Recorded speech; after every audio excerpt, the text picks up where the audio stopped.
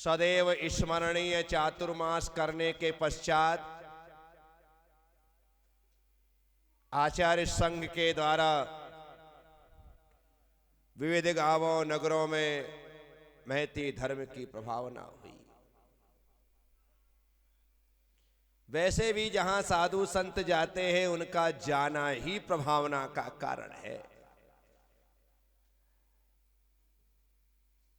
बिना साधु के आपकी भावना तो हो सकती है, लेकिन साधु के आने पर भावना प्रभावना में बदल जाती है। बस नगर नगर प्रभावना करने के पश्चात गुरुदेव परतापुर पहुंचे। परतापुर में महावीर जयंती का उत्सव बहुत ही हर्ष और उल्लास के साथ ठाट बाट से मनाने का निर्णय किया गया। स्कूल के प्रांगण में पंडाल लगा और वहां पर विशालतम शोभा यात्रा के साथ भगवान महावीर स्वामी की रथ यात्रा पहुंची। वहीं पर पूजा अभिषेक के समस्त कार्यक्रम हुए।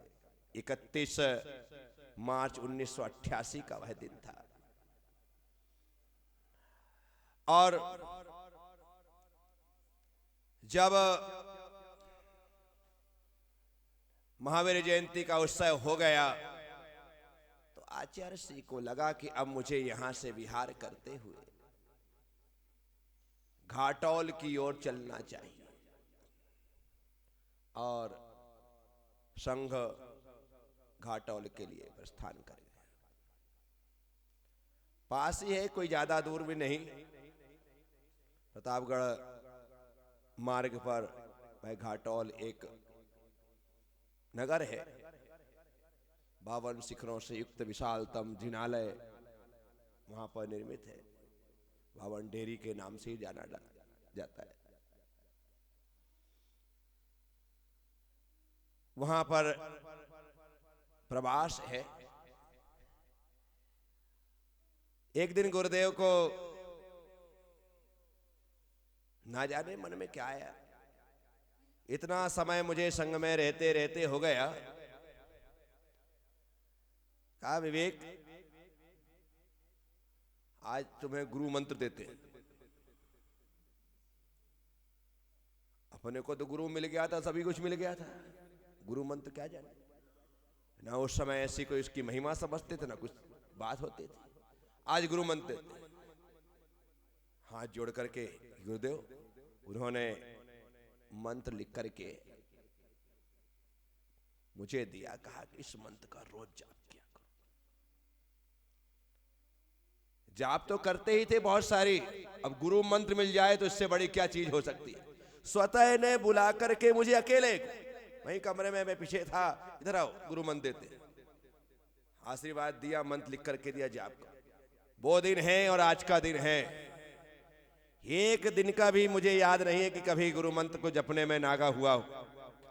स्वस्थ रहा हूं, अस्वस्थ रहा हूं, कैसी भी स्थिति रही हो, लेकिन गुरु मंत्र का जाप, क्योंकि मंत्र शास्त्रों में हजारों लाखों की संख्या में मिल जाएंगे, लेकिन जो मंत्र गुरु द्वारा प्रदान किया जाता है वह मंत्र उन सभी मंत्रों में महत्वपूर्ण हो जाता है। उससे बड़ा कोई मंत्र नहीं, गुरु मंत्र मिल गया। अब गुरुदेव ने एक दिन, माताजी निवेदन करती रहती थी, पद्मश्री माताजी, कहीं की तो यात्रा करा दो, कहीं भेजते ही नहीं है। एक दिन गुरुदेव ने कहा कहां जाने बोलो, शिखर जी जाने या गोमटेश्वर जी जाने, कितने जाने तुम? जितने चाहो तो भेज दो, पर भेजो। तो आचार्य सिंह ने कहा कि सब में शिखर चले जाओ। बोले होते तो हम कई बार हुआ है, तो वही तो पूछा तो तुमसे कि कहां जाने, और खुद ही कहते कि जहां चाहो तो भेज दो। फिर बोले हमें तो गोमटेश्वर जी जाने। बोले ठीक है, गोमटेश्वर जाने। माता जी को गोमटेश्वर के लिए माता जी ने निवेदन किया। कई बार बोलती थी, आज गुरुदेव राजी हो गए कि चलो ठीक है, तुम्हें गोमटेश्वर यात्रा के लिए भेज देते। अब माता जी का निवेदन और लॉटरी हम लोगों की। लॉटरी पहली बार गुरुदेव को छोड़ करके गोमटेश्वर की यात्रा पर जाने के लिए हम सब तैयार। बस क्या था, माता जी, ब्रह्मचारी विवेक भैया, दिलीप भैया, अमित, इसके साथ मनोरमा दीदी, क्या ये हम लोग हुए। इसके साथ व्यवस्था के लिए अमृतलाल बागीदोर वाला, उसकी बेटी अंजना, वहीं पर रहने वाली जो आजकल श्वेतवती माता जी है, अनीता दीदी, वो ये सब लोगों का, और भी कोई रहे होंगे तो मुझे बराबर है, पर इतने लोगों के नाम तो याद है कि हम लोग यात्रा के लिए। आचार्य श्री ने एक मेटाडोर कर दी। आजकल तो मेटाडोर दिखती है क्या, उस समय मेटाडोर का जमाना था। मेटाडोर करवा दी। इस मेटाडोर से सब लोगों को जाना। ठीक, यात्रा निश्चित हो गई, गाड़ी आ गई, माता जी थी साथ में, इसलिए चौके का सामान रखना भी जरूरी। हम सब लोग प्रतिमाधारी, इसलिए हम लोगों के लिए भी सामान होना जरूरी। तो वो लोग साथ में थे, जहाँ भी लगता था वहाँ 2-4 रोटी उतारी, जो कुछ बनाना था बनाया, खिलाया पिलाया। चलो, यात्रा में खाने का सुख नहीं होता। यात्रा में खाने का सुख, और जो खाने का सुख भोगता है उसे यात्रा का सुख नहीं मिलता है, उसे वो सुख नहीं मिलता है। पर जो मिल जाए उसमें आनंद, कभी फल खा लिया, कभी जाम खा लिया, कभी आम, जो मिल जाता था उसका आनंद लेते थे। बस फिर क्या था, यात्रा प्रारंभ हुई गोमटेश्वर। अब घाटोल से निकले। घाटोल राजस्थान का एक हिस्सा है। वहां से चलते हुए अंदेश्वर पारसनाथ के दर्शन करते हुए आगे चले तो सीधे बड़वानी वाले रास्ते से अंदर जाना था। यहां से होते हुए हम लोग सबसे पहले कुंभोज बाहुबली। सबसे पहले रास्ते में 1-2 दिन लगे थे, लेकिन सबसे पहले यात्रा का जो शुभारंभ माना जाता है वो कुंभोज बाहुबली से। कुंभोज बाहुबली में भगवान बाहुबली तो थे ही, लेकिन सबसे बड़ी खुशी की बात वहां थी, वयोवृद्ध आचार्य समंत्रभद्र स्वामी वहां पर विद्यमान थे। ऐसी उनकी आभा, जर्जर शरीर है, दुबला पतला एकदम, लेकिन तेज देखो तो पूछो। ऐसी देख करके, दर्शन करके तबीयत खुश हो जाए। इतना वात्सल्य, इतना प्रेम, सबको सिर पे हाथ रख रख करके आशीर्वाद देना, दिन भर धर्म ध्यान, निर्बल तत्व चर्चा, उसी में वो एक ऐसे महाराज हुए जिन्होंने नष्ट हो चुकी गुरुकुल परंपरा को फिर से जीवित किया था, और उनके माध्यम से गांव-गांव में गुरुकुल निर्मित हुए थे। ऐसे समंत्रभद्र स्वामी, उनका आशीर्वाद मिला। कुंभोज बाहुबली के दर्शन हुए। वहां के दर्शन बहुत अच्छा लगता है। कुंभोज में छोटे छोटे हर तीर्थ की प्रतिकृति बना रखी है। वहां पर जाते जाओ, दर्शन करते जाओ, बाहुबली के दर्शन करो, ऊपर पहाड़ पर जाकर के दर्शन करो। तो वहां दर्शन वंदन करने के बाद हम लोग आगे बढ़े। आगे बढ़ करके अब पहुंचे हम कोथली। कहाँ पहुंचे? कोथली में आचार्य देशभूषण जी महाराज का वह स्थान। देशभूषण जी महाराज अब नहीं थे, उनकी समाधि हो चुकी थी, लेकिन वहां पर पहली बार हम लोगों ने आचार्यों की मूर्ति के दर्शन किए। इतने सारे आचार्य, लास्ट में देशभूषण जी महाराज, जिनके दर्शन हमने 1985 में ही जब छिंदवाड़ा आए थे तब उनके दर्शनों का लाभ प्राप्त हुआ था। तो वहां पर दर्शन करके तबीयत खुश हो गई। वहां से चले तो सीधे स्तवनिधि, जहां क्षेत्रपाल जी का बड़ा भारी प्रभाव, और वहां पर बाहुबली जो बाहर छात्रावास में है, उनके दर्शन। ये पूरे दर्शन भगवान पार्श्वनाथ के, नवखंड पार्श्वनाथ कहलाते, स्तवनिधि के, उनके दर्शन बंदन। अब हमारी दक्षिण की यात्रा अच्छे तरीके से प्रारंभ हो चुकी है। अब आगे बढ़ते बढ़ते हम लोग हुमचा पद्मावती पहुंच गए। कहां पहुंच गए? हुमचा पद्मावती। अब हुमचा पद्मावती पहुंचे नहीं, पहले कारकल गए थे। कारकल गए थे, कारकल से हुमचा आए। कारकल गए थे और हुमचा आए थे, और हुमचा की वो चढ़ाई चढ़नी थी। क्या चढ़ाई चढ़नी थी? अब कारकल पहुंच गए। रात को हमने कहा कि अब कारकल से हुमचा जाना है।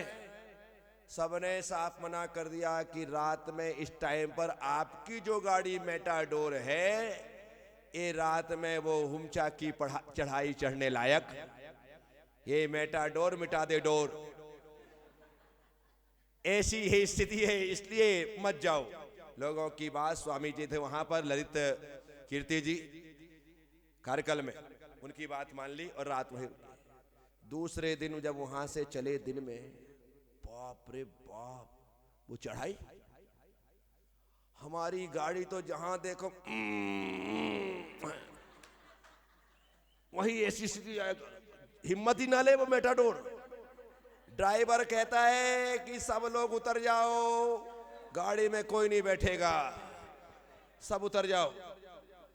सिर्फ माता जी बैठेंगी और अपन 10 प्रतिमाधारी थे, तो सब लोगों ने कहा भैया जी आप भी बैठो, हम सब उतरते हैं। मजा आ गया मजा आ गया। सही में उतारा मुझे, वो था मैं गाड़ी में और माता जी गाड़ी में। अब उतरने अकेले से काम नहीं, अब सभी धक्का लगाओ।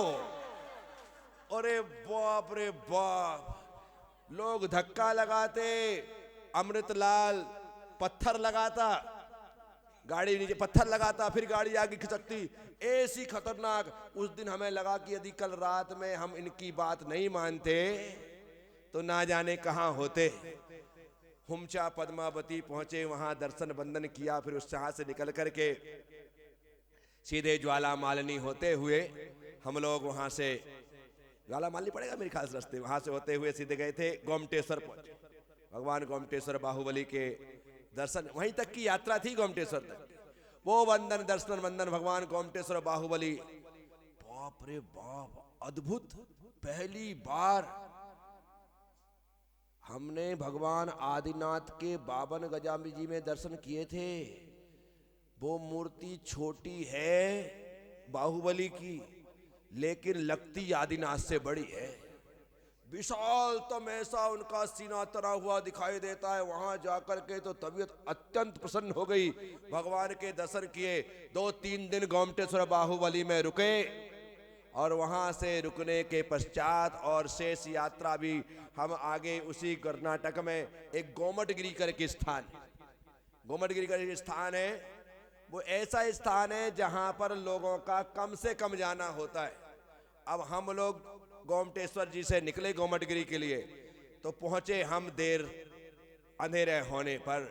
अब अंधेरा होने पर गोमटगिरी पहुंचो तो कोई मतलब नहीं, दिखते ही नहीं है। फिर भी अब आए हैं तो सब लोग टॉर्च बैटरी का उपयोग करते हुए वहां भगवान बाहुबली के दर्शन किए। वहां से निकल करके बेंगलोर आए। बेंगलोर से चलते हुए हम लोग सीधे कहां पहुंचे है, कहां पहुंचे हैं? अभी कहां है? आचार्य से आ गए। अभी तो हमें मांगी तुंगी की दर्शन करना है। अभी हमें मुंबई जाना है, मुंबई में तो हम बम्बई पहुंचे। कहां पहुंचे? और बम्बई जाने के बाद तो हम लोगों का 2 दिन का कार्यक्रम था कि बम्बई घूमना है पूरा। क्या अब बम्बई घूमना है? अब बम्बई कोई छोटा मोटा है क्या? किस्मत हमारी अच्छी थी कि बागी दौरा से उस समय रजनीकांत दोषी आया हुआ था, और हम बोरीवली में थे, आने पोदनपुर में। वहां वो आया, वो उसको देखने के साथ ही खुश, रजनीकांत भैया बम्बई देखना। बोले चिंता मत करो, मैं यहाँ पर 2 दिन पूरे बम्बई घुमाऊंगा। माता जी को हमने छोड़ा पोदनपुर में, और बोरीवली से सीधे बैठे ट्रेन में। किसमें? और वहां से सीधे चर्च गेट, सीधे चर्च गेट। सब भैया जी हम लोग वहां पर पहुंच गए चर्च गेट। अब चर्च गेट जाने के पश्चात सबको एक इच्छा कि अब बोटिंग करेंगे समुद्र में। गेटवे ऑफ इंडिया देखा, वहां से पूरा समुद्र में घूमे घामे, और ऐसा मजा, ऐसा नाव हो रही है, पानी आ रहा है, पूरा शरीर खारा खारा, मुंह में पानी अंदर जा रहा है, मुंह खारा खारा, उछाल लेता है, मुंह खुल गया था पानी अंदर ही जाएगा, ऐसी दशा। वो घूमने के पश्चात अब रजनीकांत बोलता है काम करते हैं, तुमको हम पास में ही एक मछली घर है वो दिखाते हैं। क्या दिखाते हैं? मछली घर दिखाते हैं। वो हमको दौड़ाता फिर आता, फिर एक दिख गई रास्ते में डबल टेकर बस। अरे बाप रे, उस बस को देख, पहली बार बाप जमाने देखे कि डबल भी बस होती है। हमने कहा रजनीकांत कुछ भी हो, इस बस में एक बार बैठना है। क्या बैठना है? बिठा देते, जहां जाना था उसने बस को, वहां रुकती स्टॉप में, वहां पर रुके, सीधे चढ़े। ऊपर बैठना तो है लेकिन ऊपर जाके बैठना है। सीधे ऊपर जाकर के बैठे, साहब बैठ भी नहीं पाए कि स्टेशन आ गया कि उतर जाओ।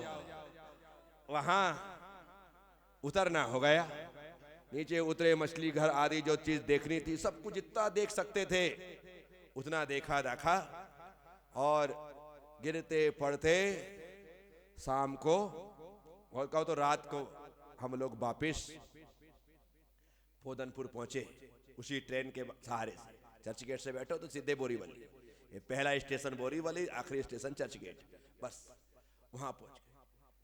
थकान नकान तो गई एक तरफ, जो आनंद आया, बड़ी ट्रेन में बैठना था। अपन तो गांव के हमेशा मीटर गेज में बैठे, ब्रॉड गेज पहली बार देखा, डबल स्टोरी बस में बैठना था, नाव में बैठना था, थोड़ा घूमना, फिर ये सब कुछ हो गया। बड़े आनंद के साथ मुंबई देखा। 2 दिन मुंबई में रहे। दूसरे दिन बोरीवली में, वहीं पर फोदनपुर में चौका लगना था खुद का। अब सब लोग अपने काम में लगे थे, क्योंकि सबको काम करना पड़ता था। बोले भैया जी आप तो 10वीं प्रतिमाधारी, काम नहीं, आप एक काम करो, बाहर जाकर के सब्जियां फल ले आओ खरीद करके। बाप रे बाप, मैं बाहर, पीछे रास्ता वहां से निकल के बाहर आया, सब्जियों और फल की कीमत सुनकर के मेरे तो पांव के नीचे जमीन खिसक गई कि इतनी महंगी है। जो चीज यानी उस टाइम पर भी, यानी कि सारे देश में जिस भाव में मिलती है उससे कई गुने भाव में मुंबई में मिले। अब लेना तो है, लेकिन जितना लेना था सब कुछ थोड़ा थोड़ा लिया, क्योंकि इतने पैसे भी नहीं लाए थे कि इतना सारा लग जाएगा। लेकर के वहां पर पहुंचे, बोले इतना सा लाए? कहा भाई पहले पता कर लो कि कितने में लाए, क्योंकि ये मुंबई है। पहली बार मुंबई में सब्जी और फल खरीदने का अनुभव भी मिला। ये सब कुछ लास्ट टाइम है, समझ जाओ। मुंबई में 2 दिन रहने के बाद वहां से हम लोग निकले और महुआ जी पहुंचे। वो मांगी तुंगी आए ना, हाँ मांगी तुंगी पहुंचे। मांगी तुंगी नहीं, अभी तो गजपंथा जाएंगे। गजपंथा जी गए, गजपंथा में जी में दर्शन किए, फिर मांगी तुंगी गए, मांगी तुंगी भी दर्शन किए। ये सब दर्शन करते हुए फिर महुआ जी भी पहुंचे। कहाँ पहुंचे? महुआ जी पहुंचे। अब हम आ चुके हैं गुजरात। अब यहाँ से बिल्कुल पास में ही जाना है। गुरुदेव घाटोल से बिहार करके कुशलगढ़ आ चुके हैं। कहाँ आ चुके हैं? वहां पर पंच कल्याणक प्रतिष्ठा है। क्या है? आचार्य तपस्वी सम्राट सरमती सागर जी महाराज, योगेंद्र सागर जी महाराज, सब सत्संग वहां पर विराजमान हैं और गुरुदेव भी उसमें हैं। हम लोग यात्रा करके सीधे कुशलगढ़ पहुंचे और कुशलगढ़ में भव्याति भव पंच कल्याणक की तैयारियां थी, संग था, ये सब कुछ चल रहा था। सरमती सागर जी महाराज के दर्शन पहले भी हुए थे, जो राजस्थान में ही किए थे, भिलोड़ा आदि में। भिलोड़ा है, भीमपुर है, जहाँ पे आचार्य महाराज थे वहाँ पर भी दर्शन किए थे। तो यहाँ दर्शन हुए। अब यहाँ सबसे बड़ा आनंद ये था कि पहुँचने के बाद आशीर्वाद मिला, गाड़ी छूट गई, थकान थी, यात्रा की 15 दिन की यात्रा करके लौटे थे, बहुत सब कुछ अच्छा रहा। अब शाम को जो वहाँ पर आनंद आता था, पूरा संग बैठता था, आचार्य सरमती सागर जी महाराज भी बैठते थे, हमारे गुरुदेव बैठते थे, योगेंद्र सागर जी बैठते थे, पूरा संग बैठता था। और कोई प्रश्न पूछता था तो किसी प्रश्न का जवाब सरमती सागर जी महाराज देते थे और किसी प्रश्न का जवाब मेरे गुरुदेव देते थे। एक प्रश्न पूछा गया जो मैं आज भी उस उत्तर को अभी सब लोगों के पूछने पर बताता हूँ। एक प्रश्न पूछा गया कि गुरुदेव, साधु जब आहार के लिए निकलते हैं तो ऐसी मुद्रा बना करके क्यों निकलते हैं? आप कहो कि आहार की मुद्रा है। तो उस समय सरमती सागर जी महाराज ने जवाब दिया शर्मा सागर महाराज ने जवाब दिया। उन्होंने बताया, ए साधु की इस मुद्रा को सिंह मुद्रा बोलते हैं। क्या बोलते हैं?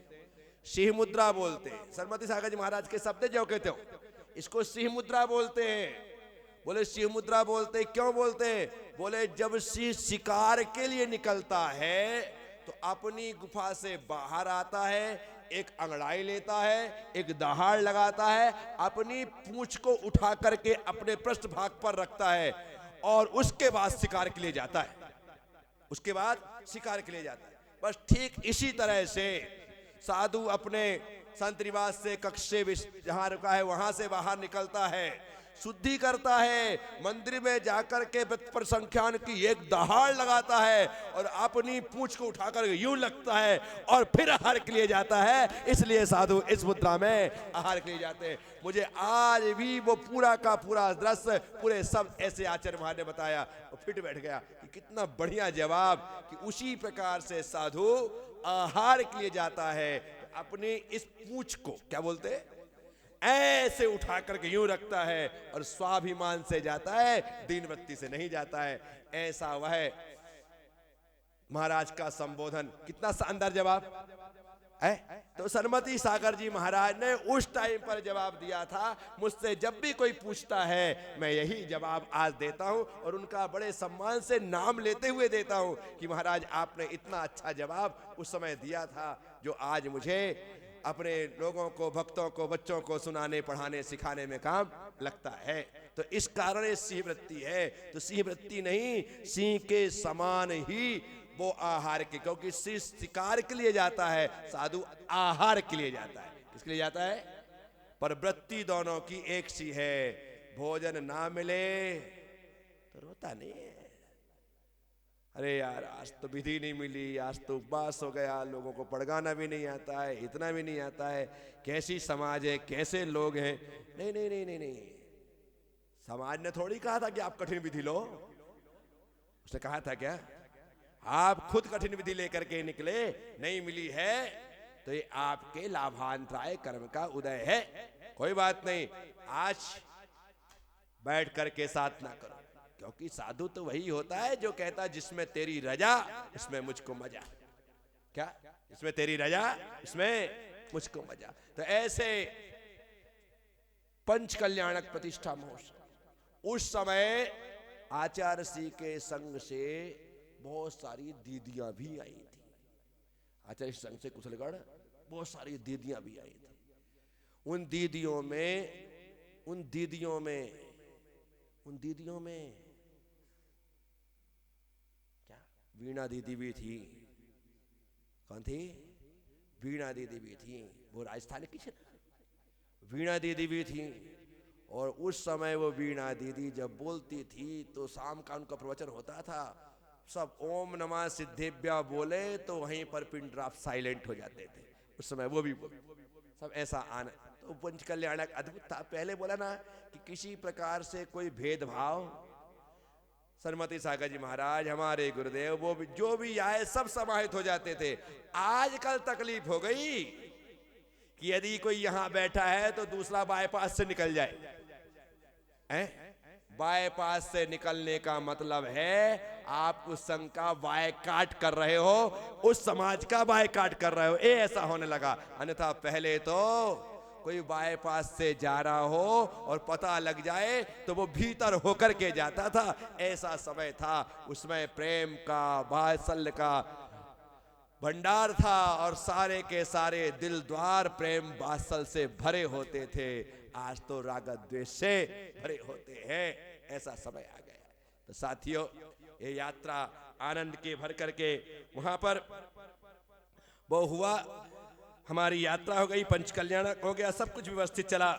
अब सबसे बड़ी बात यह है कि अब यहां पर गुरुदेव आनंदेश्वर पहुंचे और वहां पर परतापुर समाज को चातुर्मास प्रदान किया कि 1988 का चातुर्मास मैं परतापुर में करूं। अभी देखना, कल मुझसे गलती हो गई थी, मैंने पहले वो प्रसंग 87 88 का प्रसंग 87 में सुना दिया। बागीदोरा के चतुर्मास के पहले तरुण सागर की दीक्षा नहीं हुई थी, परतापुर के चातुर्मास के पहले दीक्षा हुई थी। कब हुई थी? यहाँ पर 20 जुलाई 1988 को आषाढ़ कृष्णा षष्ठी दिन बुधवार के दिन तरुण सागर जी महाराज की दीक्षा बागीदुरा में हुई। और अब आगे यहाँ दीक्षा दे करके गुरुदेव 28 जुलाई को चातुर्मास प्रारंभ होगा। कब होगा? 28 जुलाई को चातुर्मास प्रारंभ होगा। तो बागीदोरा में दीक्षा देने के बाद गुरुदेव का ऐतिहासिक चातुर्मास के लिए परतापुर में प्रवेश हुआ और 28 तारीख को वहां पर चातुर्मास की स्थापना हुई। इस प्रकार से कल एक प्रसंग पहले आ गया था, तो वो आज मैंने आपको यहाँ पर बतला दिया। तो अब आगे चातुर्मास में क्या होता है बात कल फिर करेंगे। ओम नमः, सबसे क्षमा, सबको क्षमा। जय गुरुदेव, जय महावीर।